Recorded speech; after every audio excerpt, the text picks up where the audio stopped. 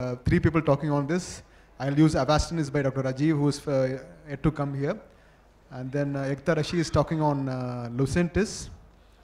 And then Dr. Nishikant Bose is going to talk on Razumab. I think we'll have Dr. Ekta Rishi first on the podium.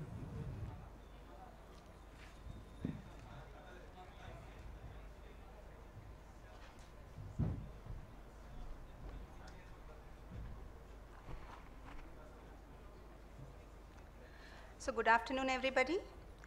So I am going to defend on the Lucentis. This is not working, the key.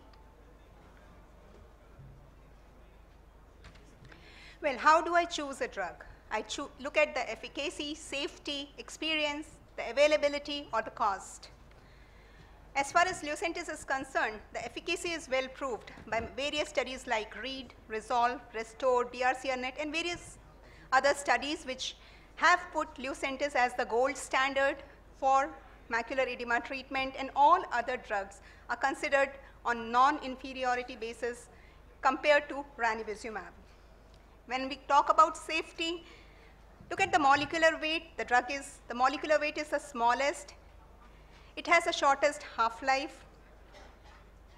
There is no depression of the free plasma VEGF levels with this drug, which has been proved with other drugs.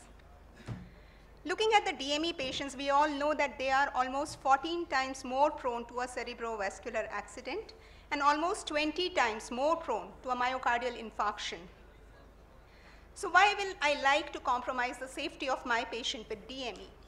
There is a study, this is a meta-analysis of various big trials which shows that the serious adverse events after anti-VEGF was significantly less with Lucentis. Concern of endophthalmitis, well, it is pretty low with anti-VEGF agents, but the concern with bevacizumab is the cluster endophthalmitis. There are various reports of cluster endophthalmitis reported throughout the globe. The potential causes being silicon oil, immunological response due to a larger molecule size, the particulate matter, and repackaged bevacizumab anyways increases the chances of collection of these particulate matters.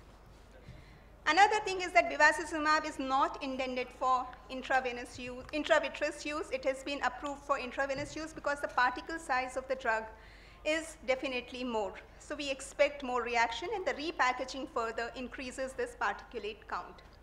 As far as Razumab is concerned, we don't have much experience, and there is an inconsistency of the effect. The availability is always there for Lucentis. There is no ban by DGCI anytime, and this is an approved drug. Well, cost to the patient may be less for other drugs, but at what cost for the doctor?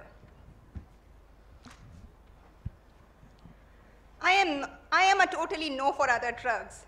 It's not acceptable at this cost. I don't want to ruin my practice. I don't want to be in a medico-legal case for using a drug which is not inferior to my gold standard, and I will like to start with Lucentis.